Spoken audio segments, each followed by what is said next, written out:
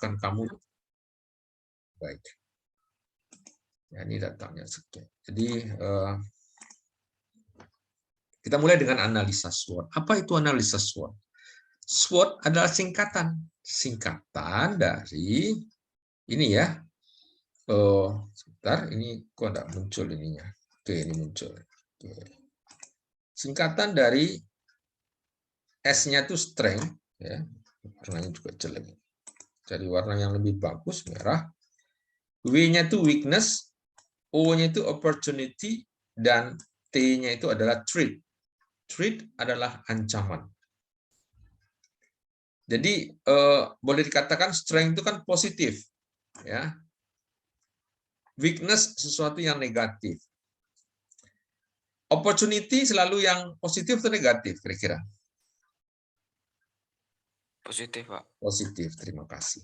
Threat adalah sesuatu yang negatif. Jadi melihat sesuatu itu ada yang negatif, ada yang positif. Selalu melihatnya sisi positif dan sisi negatif. Nah, sisi positif itu kita sebut nanti namanya advantage, ya, advantage, ya. Sedangkan sisi negatif itu kita sebut namanya disadvantage, ya. Sesuatu yang tidak apa namanya, ada yang jadi ada istilah advantage, ya, saya kurangnya advantage, ada yang disadvantage, sesuatu yang negatif itu disadvantage. Atau yang advantage bisa disebut nanti ada namanya lain, disebut misalnya driver, sesuatu yang membuat bergerak, sejadi namanya, dan sesuatu yang menjadi rintangan, barrier, ya. This is barrier. This is barrier. Ini R-nya 1 atau 2, mungkin saya salah, ya, oke. Jadi yang negatif itu. Nah, tapi apa perbedaan antara positif ini dengan positif ini, strength dengan opportunity? Ada yang tahu? Dan apa pula beda negatif ini? Ini beda ini, negatif-negatif. Mengapa yang satu negatif ini beda dengan yang ini? Ada yang tahu?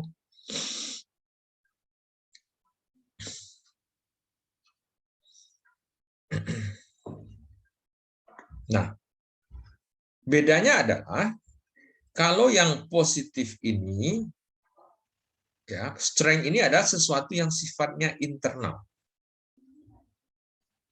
Jadi kalau kita membahas sistem, di sistem itu ada sesuatu yang internalnya, di dalamnya. Ada sesuatu yang eksternal.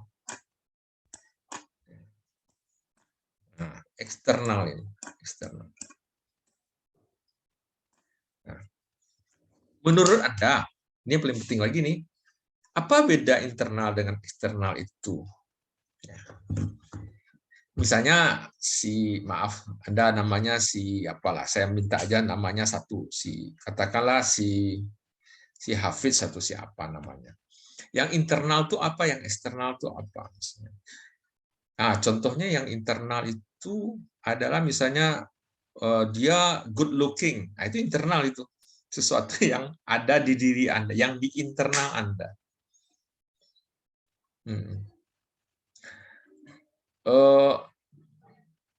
Maka disebut kekuatan.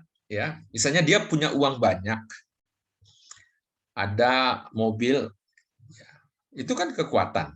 Itu internal itu. Kekuatan namanya, sifatnya internal. Tapi ada yang sifatnya positif, tapi ada yang positif tapi eksternal. Nah, positif tapi eksternal, yang bisa mempengaruhi kita, mempengaruhi kita. Nah, misalnya, misalnya yang eksternal positif, misalnya ya kita ini kehidupan remaja lah ya, kita anggap kehidupan remaja. Contohnya misalnya mungkin dia punya goal cari pacar lah istilahnya. Maka eksternal yang positif itu misalnya teman-teman saya banyak punya adik-adik cewek. Nah, Apa ya? Itu ya. Teman saya punya adik cewek gitu. Nah, itu kondisi eksternal itu, bukan di diri dia. Tapi dia punya positifnya terhadap dia dalam arti dia mungkin katakanlah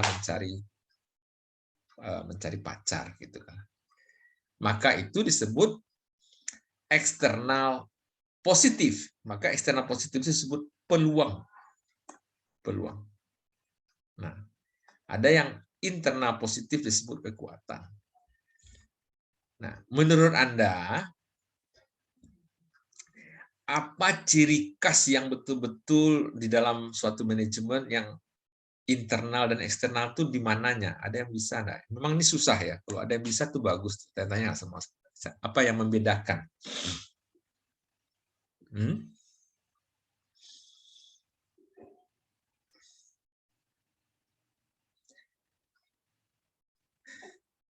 Ada yang tahu?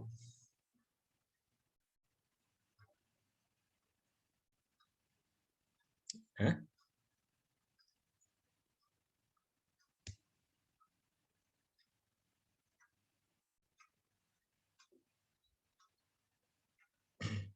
Ya, katakanlah misalnya sebuah perusahaan ya, perusahaan itu kekuatan internalnya misalnya dia punya pegawai. Pegawainya berkualitas. Dia punya banyak peralatan. Ya, dia punya pengalaman. Itu internal itu, sesuatu yang sifatnya di internal positif. Ya. Nah,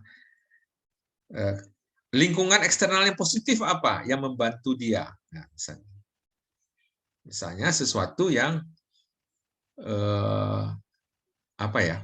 Katakan kalau dia perusahaan apa ya? Kalau dia tadi katakanlah dia merupakan bengkel fabrikasi semen Padang katakan begitu. Kita tinjau. Maka yang eksternalnya apa? Misalnya, yang mendukung dia, yang positif bagi dia. Misalnya industri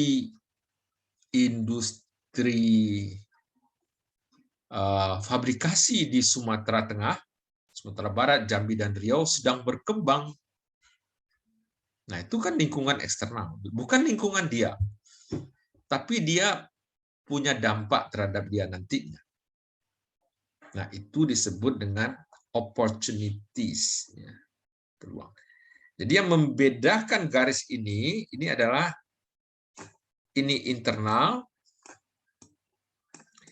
ini eksternal, lingkungan eksternal, lingkungan di luar dia. Nah, ciri-ciri eksternal itu yang paling menonjol sebenarnya, kalau kamu belajar itu eksternal saya buat X ya. Ini adalah eksternal ini tidak bisa kamu kontrol. Kata-kata kuncinya. Internal bisa kamu kontrol. Internal bisa kamu kontrol. Ya. Jadi sesuatu yang dikontrol. Kamu tidak akan pernah bisa mengontrol perusahaan lain di Sumatera Barat untuk mesen ke kamu, tidak bisa itu. Tapi bisa kamu kontrol misalnya pegawai kamu, bisa. Atau peralatan kamu supaya dia berproduksi banyak, bisa. Atau yang lainnya bisa. Positifnya. Maka yang eksternal, lingkungan eksternal itu tidak bisa dikontrol. Nah, jadi kesimpulannya kita buat analisis SWOT itu melihat sesuatu berdasarkan positif dan negatif. Positifnya itu ya itu dia singkatan ya, strength, weakness, opportunity, dan threat. Dalam 4 hal ini ada 2 yang positif, ada 2 yang negatif. Jadi selalu melihat 2 hal itu. Ya. Dari 2 hal ini, dari 4 hal ini, SWOT ini, kita bisa melihatnya dalam perspektif internal dan eksternal. Ya. Jadi dari internal. Ya. Kalau kita melihat contohnya jurusan teknik mesin ya ke dalam pengembangan prodi, ya dosennya, ya tendiknya, prasarana sarananya, labornya, akreditasinya, itu semua yang internal. Apa yang eksternal? Ya,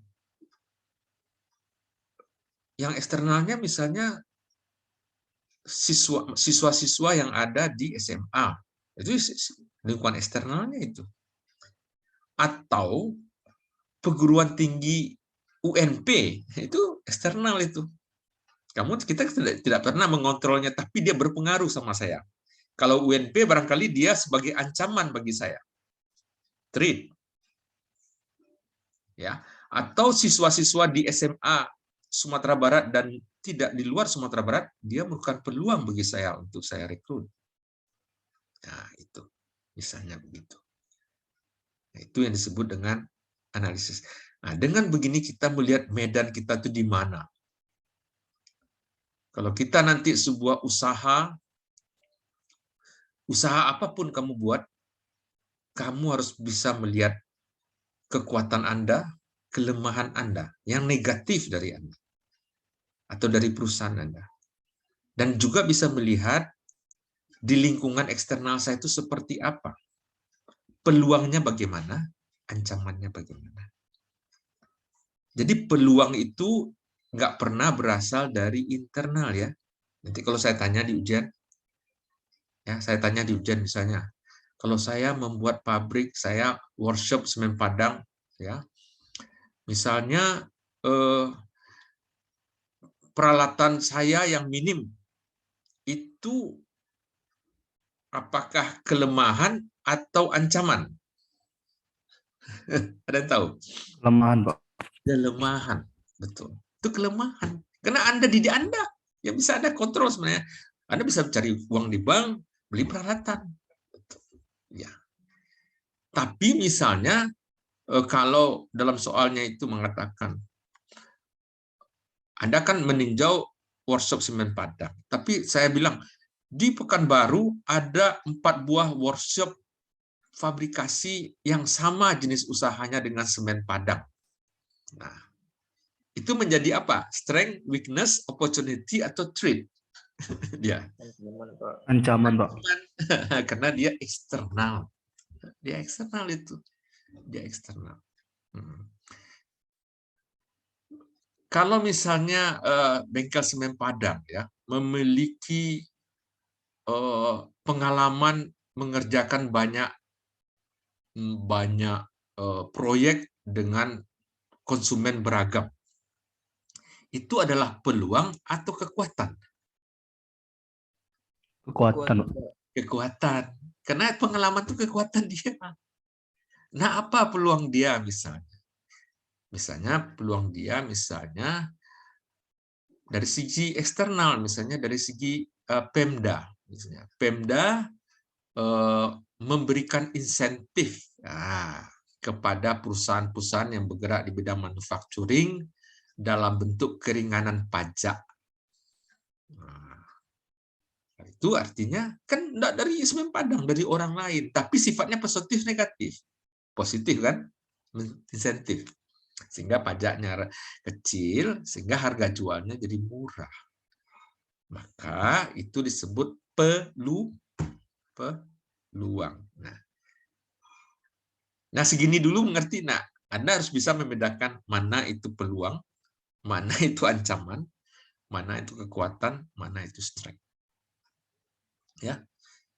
Nanti ini yang presentasi tugasnya, misalnya Anda membuat tugas mengembangkan usaha laundry berkilau.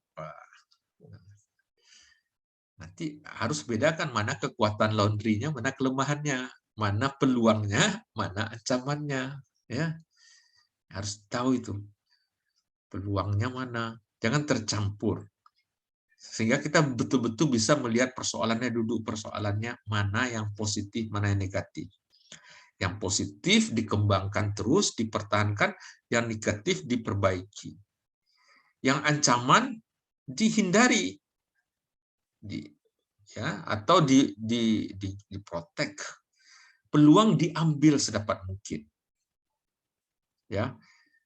Misalnya kalau usaha laundry tentu peluangnya katakanlah banyak mahasiswa yang tidak bisa punya mesin cuci, atau banyak mahasiswa yang statusnya tidak mau mencuci. Itu peluang sekali. Itu bukan saya, bukan laundry-nya, mahasiswanya kok. Lingkungan eksternalnya yang begitu. Malas nyuci, itu peluang bagi saya. Ya. Maka itu peluang. Nah, ini salah satu contoh analisa SWOT. Saya jamin ini kalau Anda bekerja di perusahaan pasti mengenal ini, ya, karena dimanapun ditempatkan, mau di engineering, mau di apa, kan nanti Anda akan berkenalan dengan istilah ini, ya, karena Anda akan disuruh begitu-gitu, ya, disuruh kerja, coba analisis ini, ya, atau kita bahas masalah ini. Nah, tentu Anda sebagai yang sudah diberi kuliah akan mudah mengikuti itu. Dulu saya juga sama, ya. Saya enggak dapat ini, tapi di tempat kerja di Semen Padang kemudian dapat ini, ya dapat cerita begini, mengango dulu istilahnya, kan. Tapi akhirnya nggak tahu juga. Ternyata dalam saya jadi dosen, jadi konsultan segala macam, saya banyak pakai ini. Nah, ya. Setiap akreditasi teknik mesin kita harus membuat SWOT tentang teknik mesin kita. Ya, oke, kira begitu, ya. Baik, jadi sekali lagi, analisis SWOT ini adalah metode untuk mengevaluasi. Nah, gitu. Jadi begini, ini kata kuncinya apa? Evaluasi. Jadi ini kata kuncinya adalah ini warnanya apa ini? Saya kasih warna merah lah. Kata kuncinya mengevaluasi. Maka timbul nama kata nanti EV. Ya, kalau orang tuanya sudah kerja nih tahu nih EV. EV ini singkatan dari evaluasi. Bukan EV, ya. ED. Evaluasi diri atau self evaluation. Jadi apapun kita mengajukan proposal dengan orang lain, dia tanya dulu, gimana sih Anda? Evaluasi dulu. Nah, gimana sih kekuatan kamu, kelemahan kamu? Tahu nggak kamu tentang perusahaan kamu? Di manakah ininya? Mengapa kamu ngajuin proposal? Tahu nggak kamu ancaman kamu, peluang kamu di mana? Evaluasi dulu. Maka caranya gimana? Caranya harus dengan analisis SWOT. Ya, tentu ada kerja nanti, ada proposal, ada apa, tentu lo tanya, ya, gimana kondisinya? Mana existing-nya gimana? Nah, setelah itu, gimana Pak? Nah, pusing-pusing kan? Nah, kalau kamu sudah tahu jalannya, ini jalannya, ya. Pakai analisis SWOT. Melihat itu. Sehingga kita bisa mempropose something, ya, mengajukan proposal sesuatu dengan analisis ini. Karena dengan analisis ini kita bisa melihat mana yang kekuatan, kelemahan, peluang, dan threat dari organisasi saya. Apapun dia, mulai dari toko, mulai dari Pemda, mulai dari puskesmas, kepolisian, jurusan, departemen, fakultas, UNAN, universitas. Apa sih yang tidak ada? Semuanya kan organisasi. Semen Padang, negara kita. Ya, negara itu organisasi yang paling besar. Pemda organisasi, Pemko organisasi, kepala dinas kepala organisasi. Atau Anda buat perusahaan swasta organisasi. Jadi apa yang enggak? Ya semuanya. Bisnis proses itu dimulai dengan organisasi. Organisasi itu apa? 2 orang cukup. Berkumpul, membuat akte, membuat sesuatu ikatan untuk menjalankan usaha, itu organisasi. Ya, jadi semua terpakai di mana saja. Ya. Kapan ini dipakai, Pak? Ya, ketika misalnya di Pemko Kota Padang ingin membangun 10 atau 20 tahun lagi kayak apa? Ya harus melakukan SWOT terhadap dirinya. Apa dia, bagaimana dia Kota Padang itu, sarana prasarananya, masyarakatnya, ya fasilitasnya, tata pamongnya, tata kelolanya, ya sistem TIK-nya, sistem informasinya. Dia harus tahu mana kekuatan saya, mana kelemahan saya, siapa ancaman saya, apa masalah saya. Harus tahu. Kalau sudah tahu itu, baru kita bisa merancang something. You have to plan something. Betul kan? Diri Anda sendiri, Anda harus SWOT bisa. Mana kekuatan saya? Itu saya bilang ceritanya. Misalnya analisis SWOT diri, saya mau punya pacar. Ya, saya kekuatan Anda apa? Yang mendukung itu. Ya, katakanlah salah ada uang, ada kendaraan, ya, penampilan bagus, itu internal SWOT. Kelemahan misalnya tidak pede, ya, cepat stres kalau ketemu cewek, tidak berani, atau uang tanggung-tanggung, nggak punya kendaraan, itu kelemahan.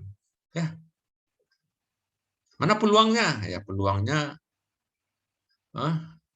di kampung sambuh cewek-cewek, kan peluang itu. Itu teman-teman kawan saya punya adik kakaknya banyak, itu teman itu.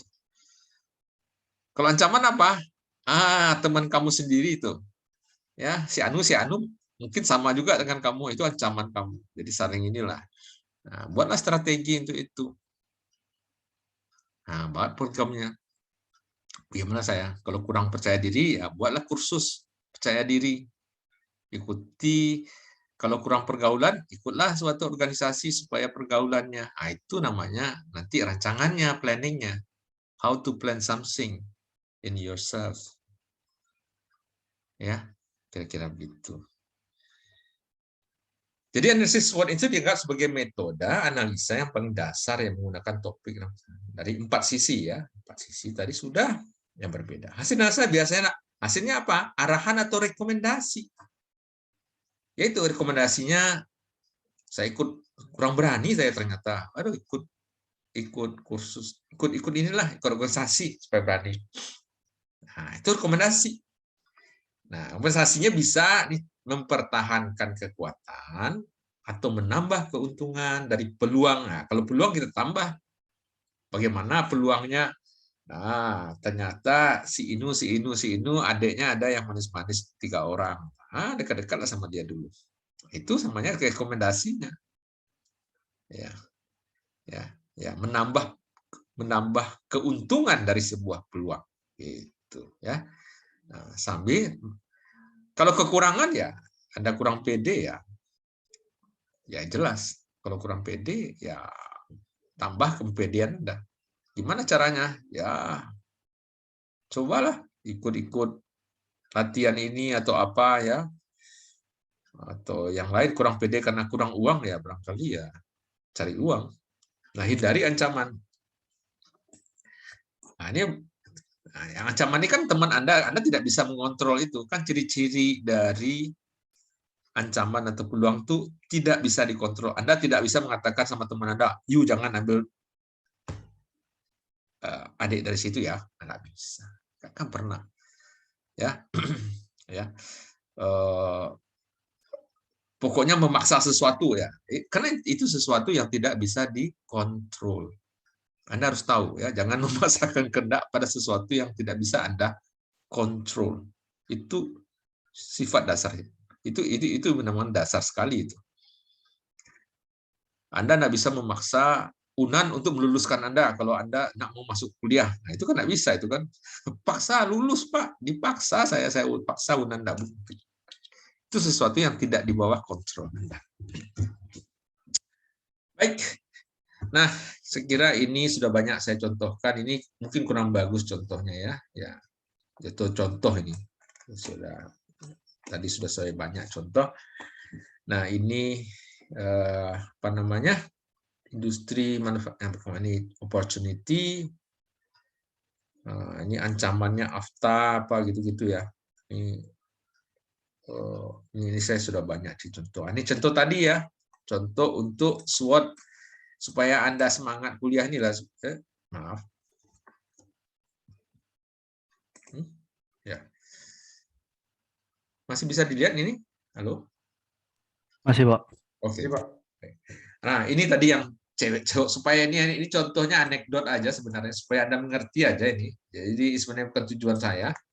Tapi inilah contoh sederhana SWOT yang dibuat oleh seorang cowok SMA yang ingin mulai aktivitas pacaran. Nah, inilah kira-kira. Kekuatan tampang saya lumayan, nggak bodoh-bodoh banget, pinter lah. Cukup uang, jajan, nonton, beli kok. Kelemahan tidak pede, minder, tidak punya kendaraan. Ini peluang banyak teman yang punya adik cewek cantik. Ini kan sesuatu yang di luar Anda, ini sesuatu yang ada di internal Anda, ini sesuatu yang disebut eksternal. Ya.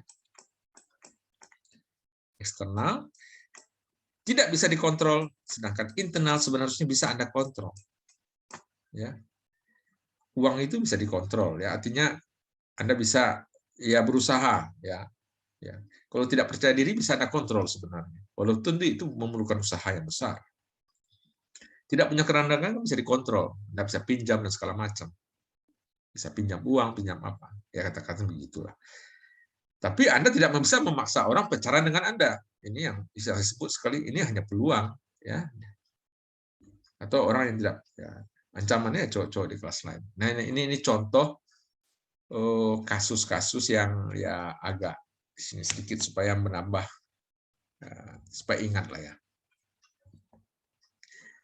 Ini apa ini? Ini saya skip aja. Analisis SWOT ya, kekuatan ya, knowledge ya, ya, lokasi, kualitas produk ya, pelayanan yang baik itu kekuatan. Kelemahan, pengetahuan yang kurang, produk yang tidak dapat dibedakan dengan produk kompetitor ya. Jadi ada sih lokasi perusahaan Anda yang jelek, yang jauh, kualitas yang jelek, reputasi yang buruk. Ternyata Anda sudah menyampaikan. Nah, ini di perusahaan di Padang sering ini reputasinya nih. Saya kemarin beli kerupuk Sanjay ada di daerah Padang ini, enak sekali dari Payakumbuh. Satu saat saya makan, maleo suaranya, rasanya, tidak lama. Nah, berarti nggak bisa dia mempertahankan reputasi ya, standarnya itu nggak sama. Suatu saat nggak enak sekali. Cabenya mungkin mahal ya, cabenya yang agak lain, atau bahannya itu tidak bagus gitu. Nah, ini kelemahan ini. Sering kita nih kalau reputasi itu kalau sudah laku reputasinya turun. Nah, itu nggak boleh. Nah, produk yang di luar itu dia punya ini ya, kayak KFC atau pizza itu kan punya standarisasi, punya standar ya, punya ISO-nya standar. Kalau di luar standar dia nggak jual. Kalau nggak di recognize ya, dia kontrol terus standarnya. Nah, kita kadang-kadang lemah di sini. Ini kelemahan kita, lemah kan. Peluang pasar. Nah, pasar itu tidak bisa kamu kontrol, tapi dia. Nah, ya misalnya perusahaan lain ya, segmen pasar baru, pasar juga ya, pasar internasional, pasar semua ya. Ternyata pasar ini merupakan peluang, pasar yang berkembang lah katakan begitu. Ancaman ya kompetitor, ya pesaing sama semua nih kompetitor. Pajak itu kan sesuatu yang bisa peluang kalau dia memurahkan kepada kita, bisa jadi ancaman kalau dia naik. Nah, sekarang pajak ini kan naik 11% sekarang kalau PPN. Anda harus tahu juga dunia-dunia yang seperti ini. Dulu 10%. Nah, itu kan ancaman itu juga. Ya, ancaman juga naik dia. Ya, 10%. Misalnya kebutuhan barang pokok naik, minyak goreng naik, itu ancaman itu. Tidak bisa Anda misalnya perusahaannya menjual pisang goreng. Itu langsung jadi ancaman itu. Atau penjual pecel lele. harga minyak goreng yang naik turun, itu ancaman itu. Nah, gimana caranya? Wah, jangan pakai minyak goreng, Pak. Saya jual lagi tidak pecel lele, Pak. Pecel yang tidak digoreng, lele yang tidak digoreng, lele asap. Bisa jadi itu usahanya beda. Itulah kira-kira contoh cara berpikir SWOT. Ya. Oke. Nah, ini kita lewat. Ya. Berarti itu SWOT-nya sudah selesai itu. Ya. Ada pertanyaan? Izin tanya, Pak. Ya, terima kasih. Bagus ada pertanyaan. Sana. Kalau misalnya kita bisa menghadapi ancaman itu bisa termasuk peluang atau kekuatan itu, Pak? Saya kita bisa meminimalisir ancaman itu, Pak. Terima kasih, Pak. Ya, begini, ancaman itu kan ada. Memanage atau mengatasi ancaman itu adalah evaluasinya atau implementasinya. Nah, jadi Anda harus bedakan ancaman dengan tindak lanjutnya. Jadi SWOT ini hanya alat untuk mengidentifikasi.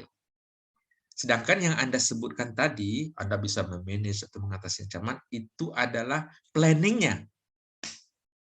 Ya. Kalau ada ancaman, tentu kita harus memplanning sesuatu. Agar ancaman ini bisa kita antisipasi. Nah, Anda buatlah planning sesuatu. Nah, jadi pertanyaannya tadi bukanlah apakah yang ini itu termasuk ancaman? Tidak itu jawabannya. Ya udah, ancamannya ini. Ini. Ya udah, itu di SWOT itu saja. Sedangkan yang Anda tanya tadi adalah tindak lanjut dari ancamannya. Tindak lanjutnya yaitu membuat rekomendasi tadi ceritanya. Rekomendasi itu merupakan planning namanya. Kan kuliah kita ini kan kuliah manajemen. Kuliah manajemen tuh planning. Nah, yang paling penting tuh planning, how to plan. How to plan something. How to plan in order di mana kita melihat plan itu kan sebelum rancang, you have to see your strength.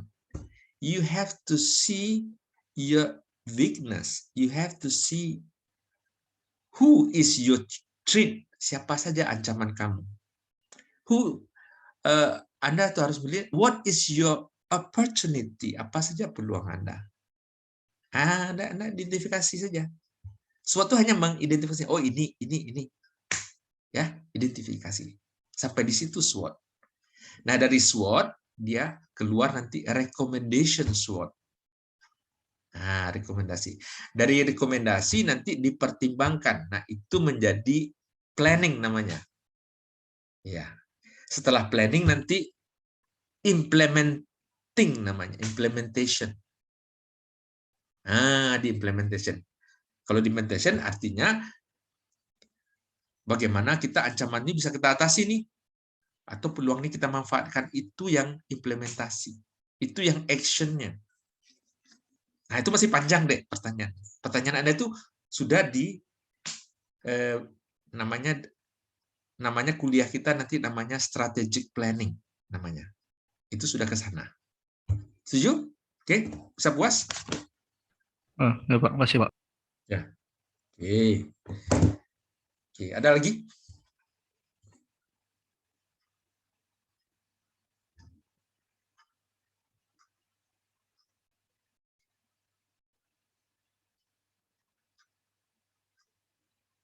Oke, kalau tidak ada, kita lanjut. Sudah selesai nih SWOT. Nanti kita case-case-nya ya. Nah, mungkin ada semacam pekerjaan rumah sedikit sederhana. Nah, sekarang kita masuk adalah bagaimana kita merancang itu juga ada metode lain yang disebut dengan diagram tulang ikan. Namanya diagram tulang ikan atau fishbone. Ya. Dia ditemukan oleh Ishikawa, orang Jepang. Maka tuh orang Jepang tuh banyak menemukan metode-metode penyelesaian masalah sehingga masalah mereka bisa diatasi sehingga mereka menang persaingan. Ya. Tahun 60-an ini ditemukan. Nah, terbukti tahun 80-90 mereka leading di dunia. Ya sekarang turun lagi sedikit ya. Tapi mereka banyak membuat instrumen-instrumen yang bagus. Nah, ini namanya Ishikawa. Nah, ada diagram tulang ikan. Ya, bentuknya ikan, tulang ikan. Jadi ada kepala ikan di sini, ada sisi-sisinya di sini. Ya, kira-kira begitu. Bentuknya seperti ikan begini. Ya, maka itu namanya diagram tulang ikan. yang menggambarkan sebab dan akibat atau cause and effect diagram. Jadi nama diagram tulang ikan atau fishbone ini punya nama lain, namanya cause and effect diagram. Cause and effect diagram. Ya. Penemunya Kaoru Ishikawa. Ya. Idenya adalah berpikir tentang penyebab-penyebab yang mungkin dan alasan yang menyebabkan efek atau masalah. Nah, dengan demikian bisa dicarikan solusi untuk memecahkan masalah tersebut. Nah, artinya Anda kan orang engineering. Nah, itu perlu tuh. Engineering itu apa sih? Engineering itu adalah how to solve the problems. Itu engineering. Ya. How to solve the problem. Ngerti itu? Anda camkan itu. Engineering itu tugasnya adalah menyelesaikan masalah. Apa sih masalah tersebut? Ya, masalah itu sesuatu yang sesuatu yang diinginkan tidak sesuai dengan yang diharapkan. Itu masalah itu. Anda ingin sesuatu, ternyata kenyataannya tidak begitu. Itu masalah. Misalnya di perusahaan Anda menginginkan keuntungan 10%, tapi sekarang rugi 1%.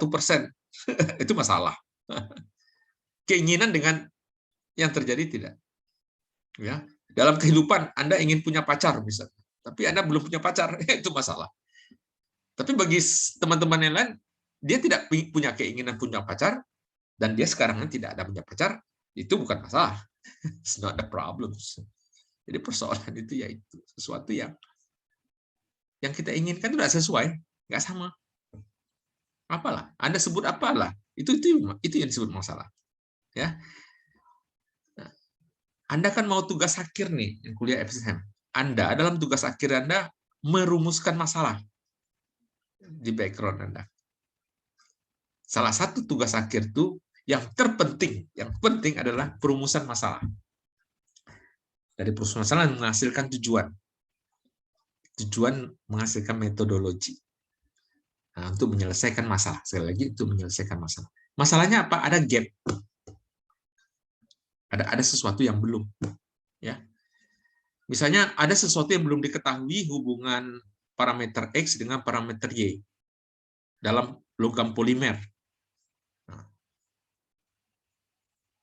Jadi permasalahannya, saya tidak tahu. Persepsi saya harus tahu. Maka ada sesuatu yang nggak sama. Maka itu masalah. Itulah perumusan masalahnya. Yang paling sederhana. Ya. Itu yang paling sederhana. Atau misalnya pengecoran, misalnya masalahnya, misalnya timbulnya kavitasi, Pak, pada pengecoran. Seharusnya apa? Nggak timbul. Nah, ini masalah. Masalah. Itu masalah. Apalagi? Ya. Misalnya dalam produksi. Saya menginginkan kalau saya boring, dia bulat, Pak. Ternyata nggak bulat. Kan nggak sesuai. Itu masalah. Kamu jadikan TA kamu masalahnya. Apa aja lah. Jadi TA masalah. Maka fishbone ini banyak digunakan di dalam tugas akhir. Sayangnya masih somsin nggak banyak. Tapi kalau kamu di dosen-dosen kamu untuk mengajukan proposal penelitian, dia harus buat fishbone dulu. Diminta sekarang itu, ya, di diktinya di pendidikan tinggi. Mana fishbone diagramnya? Mana gambaran masalahnya? Apa penyebabnya? Bagaimana dia selesaikan? Nah, apa tidak perlu kamu pelajari ini? Perlu dong. Ya. Kalau saya ya di tugas akhir mana masalahnya? Mana fishbone diagramnya? Barangkali harus tahu. Nah, ini disebut dengan fishbone. Jadi di fishbone diagram ini disebut kepalanya nih ya ginilah ya. Nah, beginilah ya. Kepalanya ini disebut ini kepalanya ini adalah efek. Namanya ini efeknya nih. Efek. Nah, ini adalah kerangkanya, ini adalah penyebab, cause-nya, causes,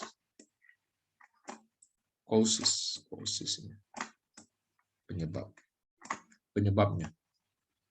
Nah, ini efeknya. Nah, itu. Ada efek, ada penyebab. Atau diagram cause effect diagram. Ya. Ya, menggambarkan antara apa namanya? Cause dan efek yang terjadi. Nah, beda ya antara SWOT dengan Fishbone. Fishbone itu melihat cause dan efeknya. Gunanya apa? Karena gunanya adalah kita mengetahui efek ini kan cause ini kan masalah. Misalnya gini, cause-nya ini misalnya apa ya? Saya punya bengkel atau fabrikasi pengelasan, Pak. Nah, ternyata cacat banyak pengelasannya, Pak. Nah, itu cause kan? Efek kan? Jadi misalnya apa masalahnya? Masalahnya cacat. Tingkat cacat pengelasannya banyak, Pak. Terus gimana? Ya, analisis dengan Fishbone diagram. Apa sih cause-nya? Apa sih cause-nya? Penyebabnya. Nanti kalau dapat penyebabnya, kita identifikasi.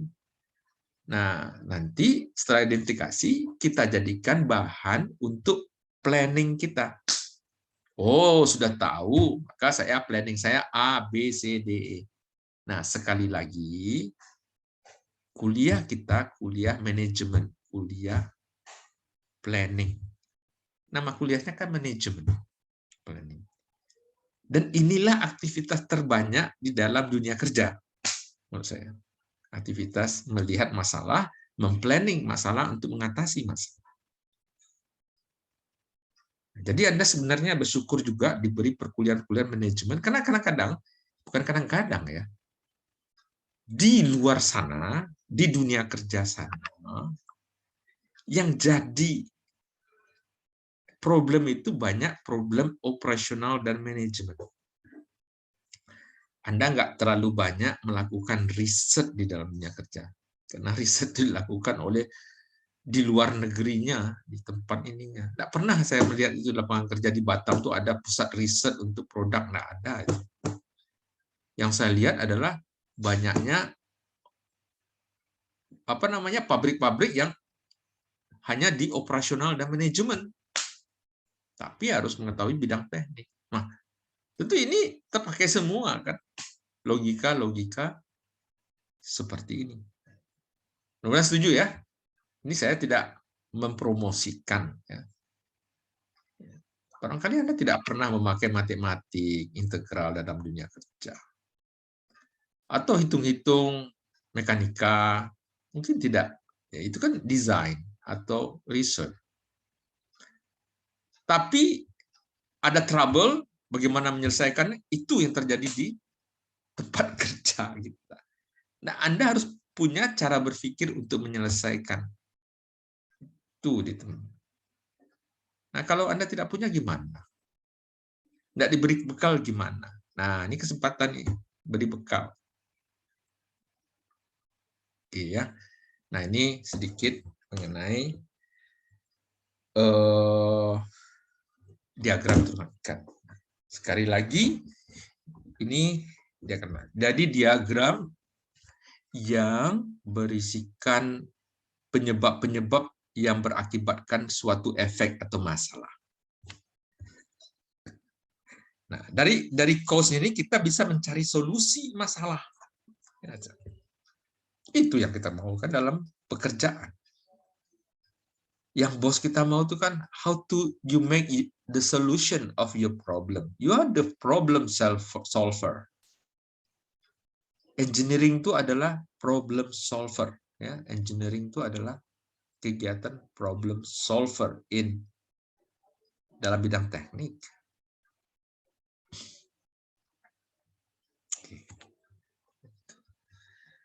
Oke, kita lanjutkan. Konsep Fishbone diagram menjabarkan masalah penyebab dibagi menjadi penyebab utama dan penyebab lain.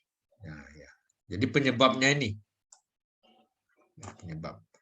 Tujuan Fishbone menemukan penyebab, ya, penyebab lagi ya, masalah, problems, baik penyebab utama maupun penyebab lainnya. Penyebab utamanya itu yang tulang-tulang besarnya. Tulang-tulang besar ini penyebab utama. Ini ikannya lah. Dengan demikian, menyelesaikan masalah tersebut dengan metode anak, ya, dengan anak tangga, mulai dari mengajukan pertanyaan mengapa hal itu terjadi pada masalah utama yang terlihat di permukaan. Jika ketemu jawabannya, maka pertanyaan yang sama diulangi kembali pada jawabannya tersebut. Sehingga ditemukan akar penyebab masalah. Nah, kalau Anda sudah menemukan akar penyebab masalah, tentu Anda bisa menemukan solusi dari itu. Nah, kalau Anda sudah bisa menemukan solusi, Anda dihargai di tempat kerja. Kalau Anda tidak pernah memberikannya, kalau Anda sudah menemukan solusi, oh ini jadi bos, ini jadi pimpinan. 2 solusi, wah, 3 solusi, 10 solusi, langsung kamu diangkat jadi pimpinan itu biasanya. Kepala ini, kepala itu. Dia bisa menyelesaikan masalah. Ya. Baik. Sekarang yang paling pertama, yang paling penting adalah penyebab utama. Nah, penyebab utama, misalnya cacat las ya, cacat las.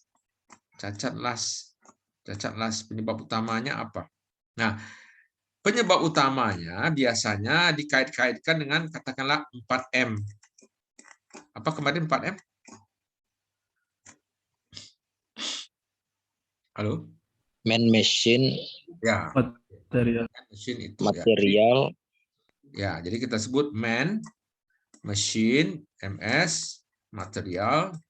Ini penyebab utama ini mungkin ya. Atau metode ya, metode. Nah, ini mungkin man. Saya anggap ini. Nah, karena biasanya orang sering melibatkan penyebab utama atau kerangka besarnya di 4M ini. Nah, mungkin satu lagi ya lingkungan, mungkin lingkungan. Biasanya itu cara-cara orang. Sebelum menemukan ininya penyebab utama, penyebab lainnya ranting kecilnya. Jadi ada ranting kecil juga ya. Jadi ada ranting kecil. Ranting kecilnya kan kalau man apa sih ranting kecilnya? Ranting kecilnya kalau mesin apa sih ranting kecilnya? Material siapa ranting kecilnya? Ini ranting kecilnya itu. Oke ya. Jadi ini saya mencoba mengasih contoh untuk kasus ini misalnya supaya Anda jelas ya. Ini sini saya kasih kosong aja lah. Oke. New slide ya supaya jelas juga lah masalah ini.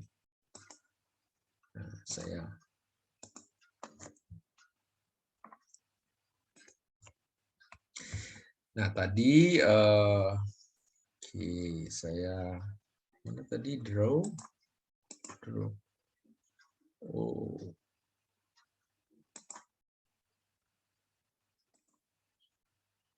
Kadang-kadang saya pakai ini ya, memorinya besar sekali. Kenapalah. Kadang-kadang ini dia, hang dia. Nah, saya sebut ini kepala ikannya sini. Ini penyebab utamanya. Saya gambarkan lagi ya.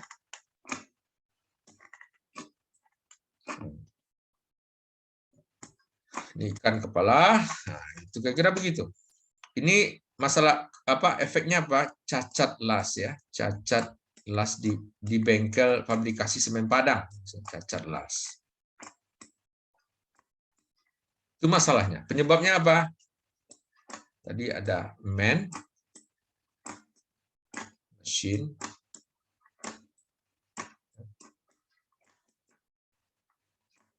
material, dan metode. Ternyata dengan ini kita bisa mungkin satu lagi lingkungan. Kita buat lingkungan. Ya. Nah, coba kita cari ini. Cabang-cabang kecilnya. Kalau man, apa saja man-nya? Nah, misalnya. Ya bisa saja apa? Yang bisa bermuara kepada cat alas cat. Ya. Misalnya main-nya tuh kompetensi, kompetensi. Jadi main-nya itu kompetensi. Nah, berarti dia main-nya itu belum kompeten. Artinya juru lasnya levelnya belum, hanya pandai las dikit-dikit disuruh dengan cat begini. Bisa menimbulkan cat las. Betul kan? Nanti seperti pertanyaan Anda, Pak, saya begini-gini, Pak. Nah, nanti ada planning nanti bagaimana supaya man-nya itu kompetens. Ada activity, ada planning. Nah, tapi kita belum bicara ke sana. Kita hanya bicara mengidentifikasi saja dulu, mengidentifikasi saja dulu ya. Man kompetennya ya, atau man-nya itu misalnya apa ya? Sifatnya. Nah, sifatnya barangkali ceroboh. Sifat manusia. Jadi mungkin sifatnya bisa juga jelas. Atau ya kompeten ya, SDM ya. Misalnya pendidikan juga bisa jadi, pendidikan. Pendidikannya rendah, nggak tamat SD, Anda kerjakan dia, sehingga dia mentalnya nggak bagus, ya cacat. Ya itu. Ya. Oke, itu man. Bisa itu. Jadi sudah ada 3. Mesin gimana? Ya, mungkin misalnya mesinnya sudah tua. Sudah berumur misalnya. Atau mesinnya gimana? Katakanlah mesinnya apa ya? Mesinnya speknya tidak sesuai, speknya tidak sesuai. Mungkin Anda jenis lasnya untuk baja karbon tinggi, mesinnya digunakan yang ampernya rendah untuk baja karbon rendah. Cacat juga dia. Cacat juga. Ya, menimbulkan cacat las. Nah, sudah 5 kan? 1, 2, 3, 4, 5. Mungkin material. Mungkin material apa? Ada yang bisa contoh? Bisa. Apa contoh material yang menyebabkan cacat las?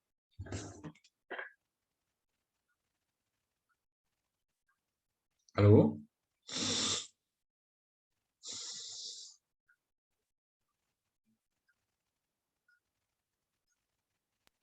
Apa biasanya? Ada yang bisa?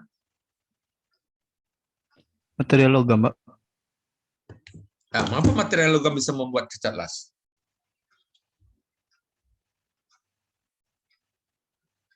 Misalnya materialnya gimana? Ini material las dia. Misalnya apa? Ada yang tahu? Misalnya kan Anda sudah. Misalnya apa? Ya, elektrodanya tidak apa? Misalnya tidak. Elektroda itu apa? Elektroda itu yang isian. Ngerti?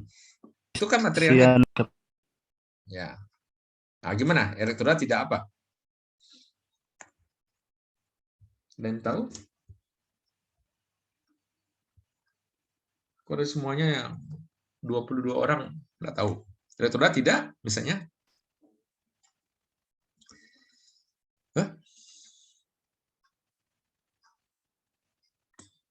Tidak cocok, misalnya kan? Ya dia akan cacat. Misalnya yang mau dilas baja karbon rendah, sedang elektrodanya untuk baja karbon menengah, nggak sesuai. Cacat lah dia. Ya kan bisa juga. Nah, ini penyebabnya. Atau elektrodanya atau apa? Atau bahan tidak sesuai. Bahan lasannya. Bahan ini ya. Bahan cacatnya ini tidak sesuai dengan elektroda, ya sama aja tadi ya. Atau metode misalnya prosedur SOP-nya, prosedur tidak ada. Jadi disuruh aja tidak ada. Disuruh aja si manusianya ngelas, tanpa prosedur, padahal dia punya prosedur. Misalnya prosedurnya berapa derajat, terus cara pengelasannya bertahap, terus materialnya harus begini dan segala macam. Itu prosedur. Nggak ada prosedur di bengkel itu. Ya banyak lah Cak. Itu metodenya yang bermasalah. Atau prosedur penerimaan bahan, prosedur lain, prosedur X ya. Penerimaan bahan tidak ada. Prosedur X tidak ada. Ya bahan diterima sembarang aja. Sehingga tidak jelas, atau tidak dilakukan cek awal. Kan harus ada cek dulu material yang mau dilas apa, bahannya apa. Harus diuji dulu sedikit lah. Ya, kalau yang nggak tahu betul, yang banyak diuji dulu nih materialnya apa. Ternyata tidak ada lakukan metode itu. Akibatnya dia las. Dia akan menjadi bakal menjadi cacat. Nah, sekarang berapa ini? Ada 1, 2, 3, 4, 5, 6, 7, 8, 9, 10. Wah, ada 10 penyebab. Nah, ini kalau 10 penyebab udah tahu masalahnya. Nah, dari 10 penyebab ini mana yang paling sering terjadi? Ternyata mungkin yang sering terjadi itu adalah ini mungkin 50% terjadi sebanyak ini yang terjadi, atau yang terus elektroda tidak cocok seringnya 20%. Prosedur tidak ada 10%, katakan begitu. Mesin tua ini penyebabnya 5%, katakan begitu. Cari, disurvei. Yang lain-lainnya kecil mungkin. Ya udah. Yang 50% kompeten. Berarti kita harus mengkompetenkan orang-orang kita. Gimana caranya, Pak? Ya, dikasih kursus, dikasih pelatihan, bersertifikasi. Nah, itu di tempat lain, itu di planning, bukan di Fishbone. Itu di planning. Nanti kita belajar planning, ya. Sekarang cari dulu masalahnya, itu Fishbone. Sama dengan SWOT, cari dulu masalahnya, kelemahannya. Itu SWOT. Nah, ada pertanyaan?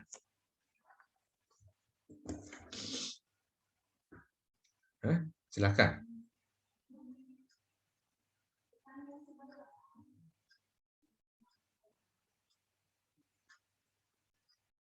Ya, gimana?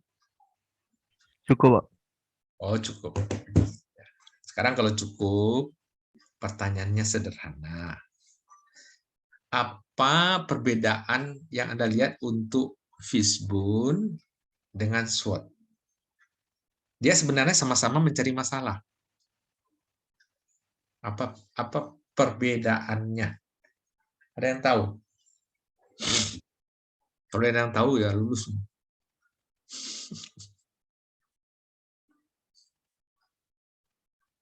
Ada yang tahu? Apa perbedaan dua metode ini kira-kira menurut Anda?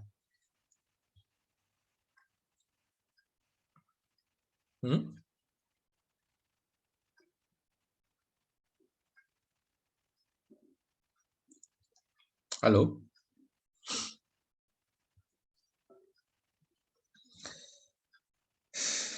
Apa kira-kira menurut Anda perbedaan metode?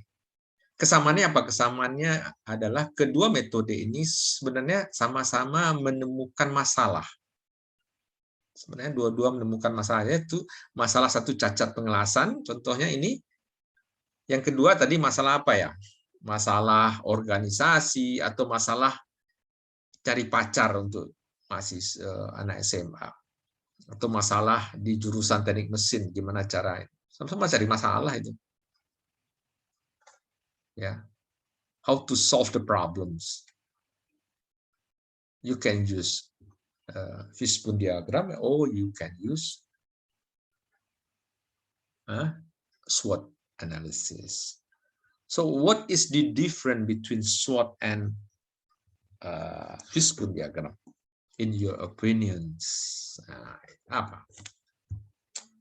Kira-kira?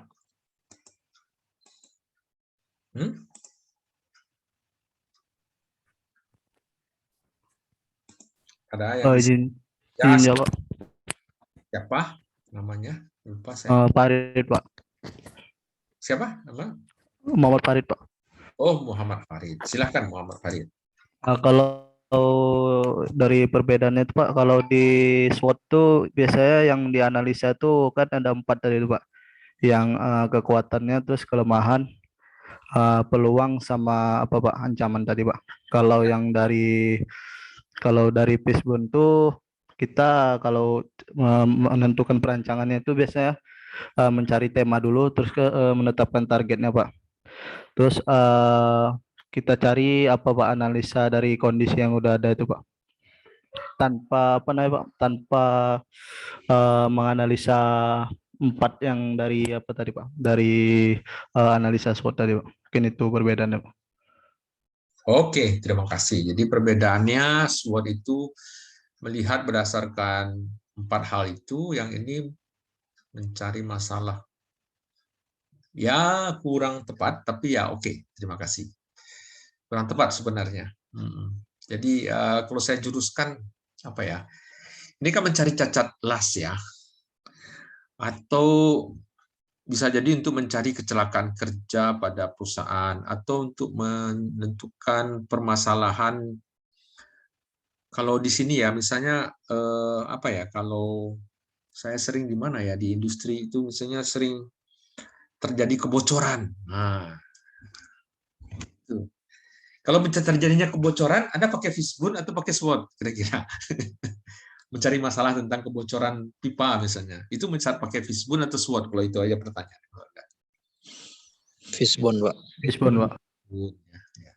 Tapi kalau saya mau memperbaiki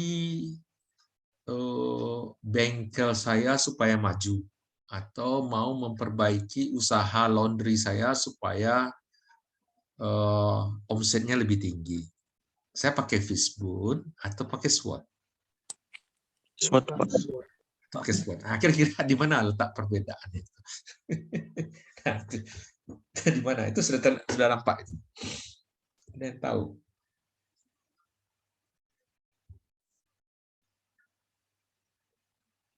Di mana? Ya. Misalnya toko, usaha, program studi, departemen, dinas, kepolisian, tentara, Pemda, negara, PBB. Itu apa itu? Sebuah apa itu? Itu harus SWOT itu. Apalah misalnya. Toko, kamu toko ya, atau usaha minuman ringan atau apalah itu.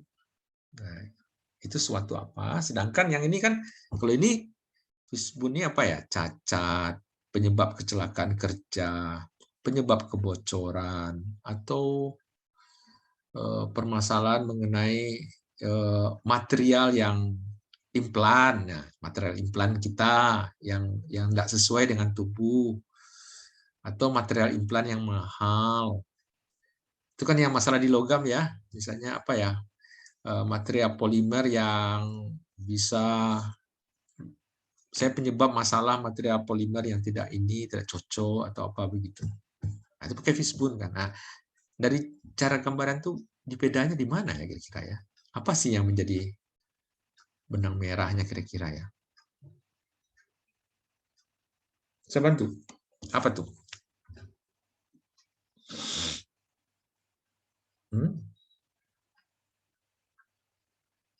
Halo? Ada punya pendapat?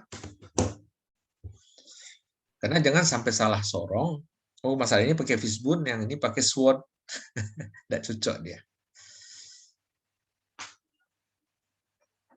Bisa dibantu? Izin coba menjawab, Pak.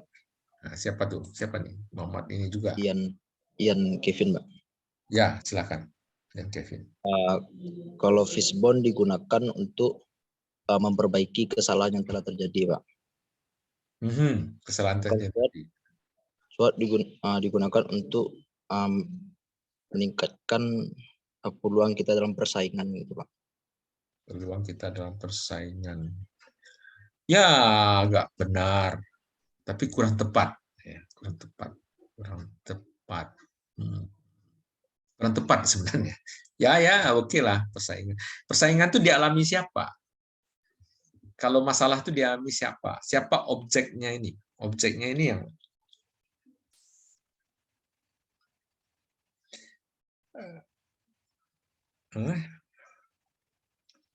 ada yang bisa mungkin yang ada tergambar.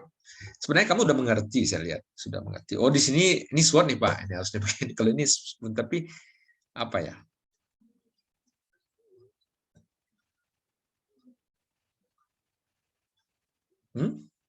Ya semua kedua-duanya mengatasi masalah. Masalah siapa dan masalah siapa. Dia problem, kita buatnya masalah itu bahasa Inggrisnya problem. Jadi dua-dua alat ini itu ada sebenarnya alat untuk problem solving ya, problem solving. Anda engineering itu ada problem solving itu, ya tugas engineering problem solving. Tapi kalau fishbone ke arah mana dia? Ini ke arah mana? Kalau SWOT kemana? Kalau SWOT lebih ke arah apa, Pak? Ke arah organisasi sama strategi ya. Ya, betul. SWOT itu organisasi. Kalau kamu kuliah di manajemen, organisasi. Kuliah di manajemen, kuliah organisasi ini mata kuliahnya 2 atau 3 nih.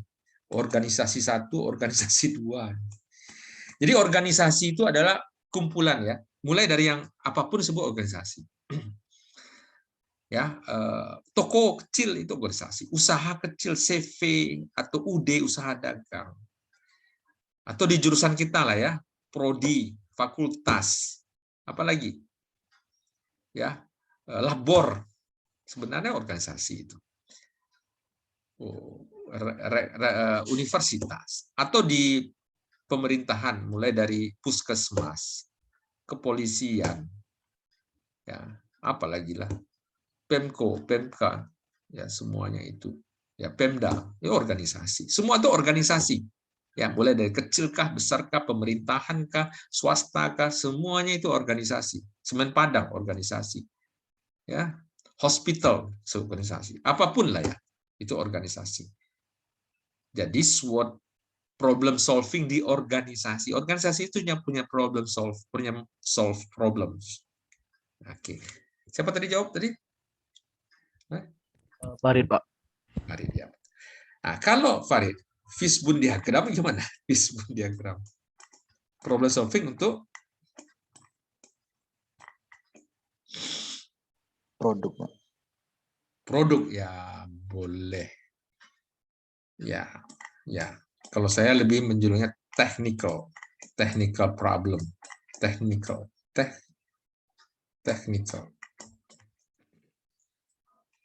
Ya, persoalan-persoalan teknis.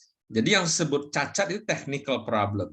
Keselamatan kerja, technical problem. Masalah kebocoran, technical problem. Ya, dia dialami oleh sebuah produk. Tapi secara teknis. Bukan organization problem. Bisa in the level of organization, but in the level of technical. Iya kan? Cacat langsung masalah teknis kan? Halo? Betul kan? Setuju? Bukan masalah ini, ya, itu masalah teknis. Sangat teknis, sangat berkaitan dengan ilmu-ilmu teknik mesin katakan. Kalau yang las. Tentu masalah lain misalnya katakanlah nih kita ganti cacat lasnya misalnya jalan yang sering berlubang. Ya kan sering tuh buat jalan 2 tahun berlubang. Nah, itu bisa juga di fishbone diagram orang sipil. Tentu man, machine, lingkungan paling banyak pengaruh hujan, air, ya. Metode juga pengaruh. Misalnya waktu ngaspalnya nggak datar, terjadi cekungan. Itu jadi sumber air, jadi sumber untuk mulanya berlubang. Ya metodenya. Materialnya barangkali campuran aspalnya ini dengan batunya itu kurang lah, kayak kontraktor nakal.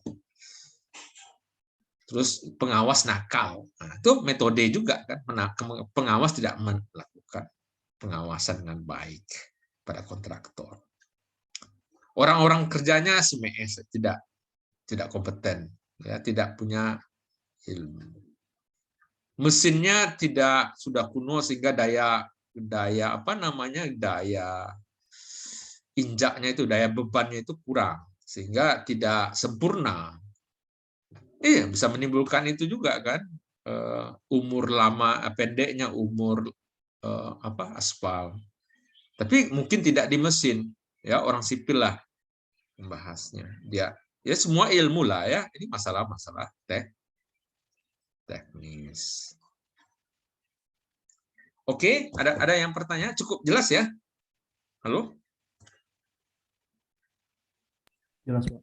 Oke, makasih ya. Nah, ini kalau di jasa, inilah tulang-tulangnya. Ya, tulang-tulang besarnya itu, ya ini boleh. Ini kalau industri jasa. Ya, industri jasa misalnya industri apa industri jasa misalnya, ya, industri jasa. Inilah tulang-tulangnya ya ini. Ya. Misalnya masalahnya adalah keterlambatan atau delay ya, delay dari penumpang, delay dari penerbangan, delay lion. Delay lion. Ya. Ya, bisa juga dari orangnya, dari proses bisnisnya, dari kualitas, dari segala macam. Ini boleh diambil sebagai tempatnya price dan segala macam. Jadi price bisa juga berpengaruh, mungkin dengan aturan price di mana dimahalkan, ya mungkin yang ikut lion itu jadi orang-orang yang punya duit, mungkin dia sifatnya juga lebih taat aturan ya. Mengapa delay? Kadang-kadang itu karena penumpangnya yang kurang ini ya. Atau dari ininya, dari pesawatnya sebetul ya. Ya, ini bisa dilihat dari sini ya. Ini atau bisa dilihat dari 4M tadi. Pesawatnya betul atau jadwalnya atau ininya, mesin pesawatnya sudah tua sehingga sering rusak sehingga harus diperbaiki dulu, delay. Atau dalam sistem ininya, sistem bagasinya yang lama. Atau sistem pengisian bahan bakarnya masalah. Ya banyak, atau mungkin cuaca yang kadang-kadang yang tidak bisa dikontrol. Nah, itu semuanya berpengaruh kepada delay pesawat. Nah, ini yang industri jasa lain ya, sistem, supplier, skill, ini beberapa hal yang bisa menjadi tulang besar. Nah, ini sekira ini. Nah, ini tadi ya, keterlambatan pesawat, orang, man, mesin, ya, metode, ya, material, orangnya, awaknya terlambat, penumpangnya yang terlambat. Tentu setiap ini punya regulasi, punya cara untuk membuat dia lebih baik. Mesinnya pesawatnya terlambat atau mekanikalnya ya sering rusak, pesawat yang tua sehingga ini ya. Bahannya misalnya bahan bakarnya terlambat, bagasinya yang terlambat, prosedurnya check-in-nya berbelit-belit, sistem pengumuman dan lain-lain, dan mungkin cuaca. Ya bisa ditambah lagi yang lain. Dan ini kan menyumbangkan. Nah, sekali lagi dalam menyelesaikan tugas akhir ada baiknya Anda membuat ini. Dengan masalah tugas akhir Anda apa? Ya, masalah misalnya logam material implan yang begini, masalahnya bisa ini. Boleh. Kemudian Anda bilang dalam itu, dari masalah yang banyak ini, cuma ini yang saya mau atasi, Pak. Ya, ini taman saya, ini teman saya, ini yang lain. Saya ininya, lagi yang ininya cabang kecilnya juga saya mau atasi, Pak. Nggak semua.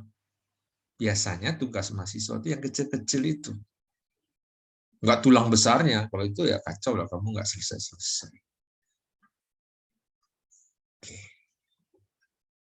Barangkali waktunya sudah juga ini. Ada pertanyaan? Ya.